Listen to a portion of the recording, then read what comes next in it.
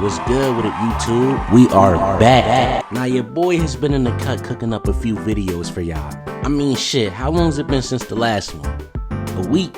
Nah, motherfucker, it's been about 2 months. Like, where the fuck did you go for 2 months? What you think, you Corey Kenshin? Nigga, you don't have 20 million subscribers waiting for you to come back, nigga? That's long enough. But anywho, we gonna get straight into the business. Now, last video, I talked about 3 artists who I considered the disgraces of the music industry. What I wasn't expecting was the love I got from that shit. 1K views? Nope. Actually, we had 2K now, but to most content creators, that don't mean shit to me. But this shit means something to me, bro. Nah, let me stop playing. I really do appreciate the views and the likes, the subscribers. Thank y'all from the bottom of a nigga heart. But I know y'all ain't come here to hear me get all sappy with y'all. So let's just get straight into this shit. The Disgraces of the Music Industry Part 2. Strap in, nigga.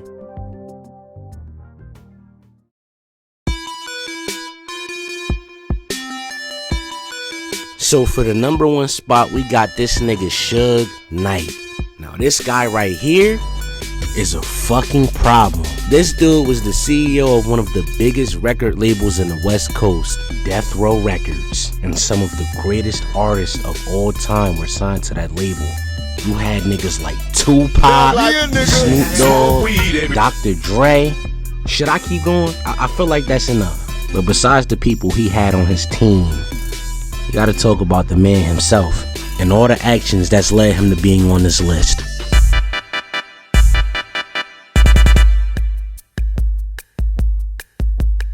So it's 1987. Suge and his girl get into an altercation in the streets. This nigga chops off her ponytail. The cops get involved and he gets slapped with a domestic violence charge.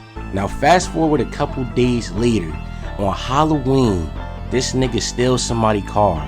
And in the process of him stealing the car, he shoots at the nigga 3 times. Now for this crime, he gets charged for carrying a concealed weapon, as well as attempted murder and Grand Theft Auto. We over 30 seconds into this breakdown and he already got 4 charges. But let me get back on track. So in 1991, your boy Vanilla Ice was popping out with his track, Ice Ice Baby, and that shit went viral. Every radio station was playing it. Sold over like 1 million copies. That shit was doing good. And I know y'all probably like, what the fuck do this nigga got to do with Suge Knight? I'm getting there, hold on. So one night your boy Vanilla Ice was chilling in the Bel Age Hotel, enjoying that sweet success, you feel me, bro? But then this nigga Suge Knight and his goons pull up, and they was on some power shit. He had his goons rough up the people that was with Vanilla Ice, took Vanilla Ice to the hotel room balcony and made him look over that shit. They was on the 16th floor. He then pulled out all this paperwork and forced this nigga Vanilla Ice to sign over the royalties to his famous song to Suge Knight. Do you know what that means? What that mean? That means he just robbed this nigga for millions of dollars that he made off a song he wrote. Suge Knight's claim is that Mario Johnson wrote this. I forgot his name for a second, my bad. But honestly, can you blame me? Cause what else had this nigga written? Who is Mario Johnson? Let's fast forward to 1992. 2 aspiring rappers named George and Linwood Stanley are in a Hollywood recording studio. Now, during them being there, they used the company phone while Suge Knight was awaiting an important call. Now, your usual businessman would try to find a more peaceful solution to this problem. Suge Knight is not your usual businessman. This nigga Suge holds them gunpoint, forces them on their knees, pistol whips one of them, takes their jewelry and their IDs. Oh yeah, and he fired off a shot. It didn't hit nobody, but still. With all of that, you'd think this nigga would be done. But the only thing that could stop this guy is the law. Because in 1995, he would plead guilty to armed robbery and assault charges. Now he's still not in jail, but he dealing with probation and they whooping his ass. But in the year after this, he would get sentenced to 9 years in prison. Reason for this is the Las Vegas situation with Tupac when he beat up that one dude, what was his name? Orlando Anderson. Now Suge ended up getting out of jail in 2001. And you know, usually niggas that spend their time in the prison yard, all those years, they try and change shit, do better with life. Not Suge. In 2003, he punches a parking attendant at a nightclub in Hollywood. What does he get for that? 10 more months in jail. And see, because he was getting arrested so much, Death Row started suffering financially, bro. But we gonna get to the conclusion of that later. So in 2006, him and Snoop Dogg get into it. This is because Snoop Dogg insulted him on a Rolling Stones magazine interview. Not important. In 2008, he beats his girlfriend, pulled the knife out on her. What does he get for that? Assault charges on top of drug charges. 2014, this nigga and Cat Williams get arrested. Why is that? Apparently they stole a camera from paparazzi. It's like this shit just doesn't end with this dude, man. It's like I said, nothing can stop him except the law. Which is why in 2015, he was arrested. And this was for the murder of Terry Carter. Damn, I think we finally done. And you know, seeing all these crimes that he committed, you really see the difference between him and Diddy. Diddy was just on some freaky shit, some overly freaky shit. But Suge, he was a threat, one of the most dangerous men in hip hop, who is now spending the rest of his days behind bars.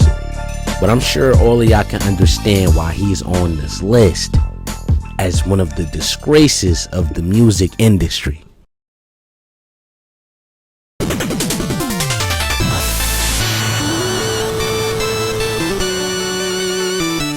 So the second person on this list is Kodak Black.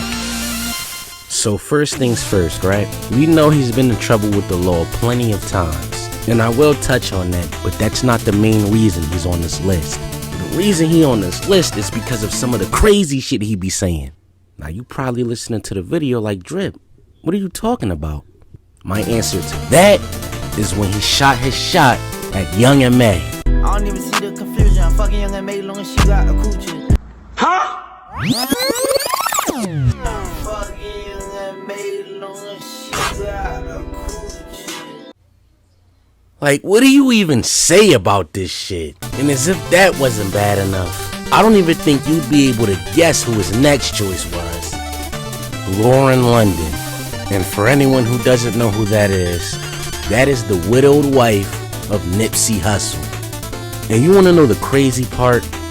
Nipsey Hussle was shot and killed on March 31st of 2019. The week after this nigga Kodak says, Oh, none of that baby though. She finna be out here single.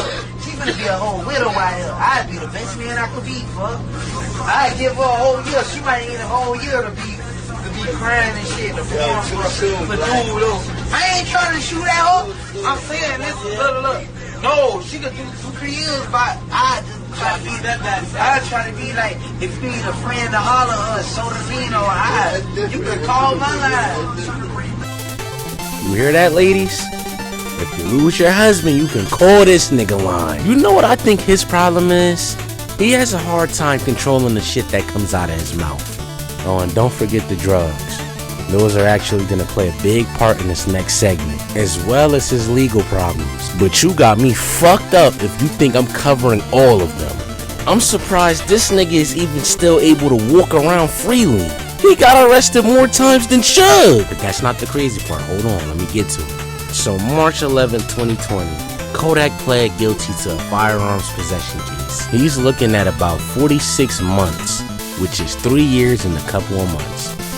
Fast forward to January 19th of 2021. The President of the United States, Donald Trump, pardons this nigga. Sounds fucking crazy, doesn't it? I don't know, man. Like, it's not like he didn't do the crimes. He did them. But by order of the president, he was freed from jail. So yeah, that's about the craziest legal issue he had. Now let's get to the drug issues. Now anybody with two working eyes can see that Kodak Black has a drug addiction problem. And I'm not knocking him for having one. More so, I'm spreading awareness to the situation. As if everybody don't know that already. I just be yapping. Let's get into it. This right here is an interview Kodak did that was posted on Revolt.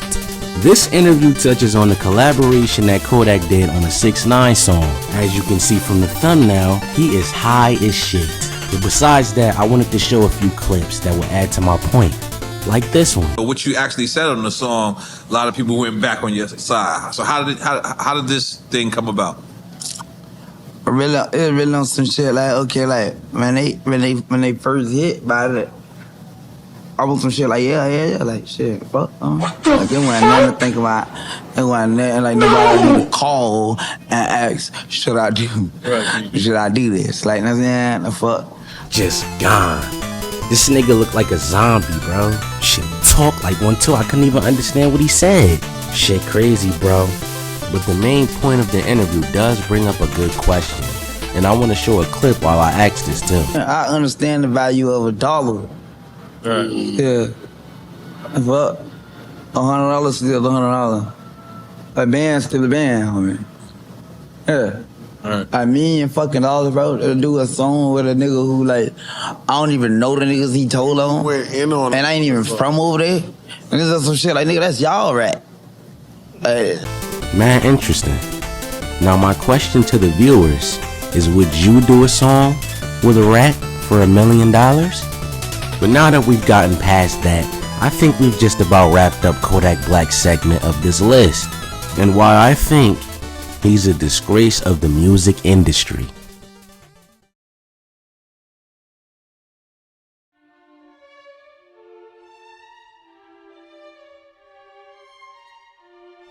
The number 3 spot goes to Kanye West. Now, I have a lot to work with when it comes to Mr. Ye, because he has an extensive history with controversy. One of the first incidences that I could find was the MTV Video Music Awards. Now, as everyone that watched the video knows, Taylor Swift won an award for Best Video by a female artist.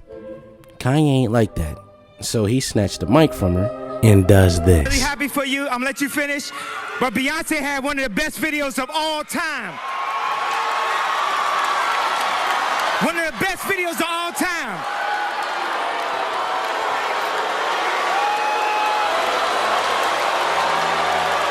So as you can guess, this invoked a negative response from all of Taylor Swift's fans. But this is just the tip of the iceberg. We gotta go down further for the real shit. So let's go back in time a bit, to 2005. During a telethon that was meant to raise money for victims of Hurricane Katrina, Kanye went off script and accused the president of that time of not caring about black people. Now see, a lot of people agreed with him on that one, but what they didn't agree with was when he made a post about Bill Cosby being innocent.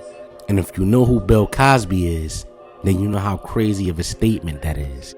And crazy statements would be a reoccurring theme of Kanye's career. We have the instance of when he said slavery sounded like a choice in a TMZ interview. There's also the time where he wore a White Lives Matter shirt at his Yeezy Season 9 showcase in Paris. And side note, but I just had to talk about this shit. What the fuck were they wearing over there? What is this? What are we doing? Matter of fact, that whole Yeezy Season 9 shit was weird. Kanye, what the fuck? But anyways, getting back on track, he faced a lot of backlash from anti-racism activists, but that wouldn't stop him from continuing to make crazy comments and just being Kanye. This would result in Sean Combs, aka Diddy, to criticize him on his choices.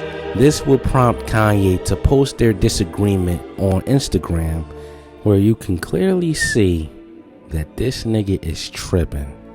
Instagram would actually suspend Kanye's account for this, stating that the post was against their policy on hate speech, harassment, and bullying. So what do you think Kanye did in response to this? Did he sit his old ass down? He got on Twitter and posted some of the most craziest shit I have ever read, which ultimately led to Twitter banning his account as well. Elon Musk would even make a post stating, "I tried my best."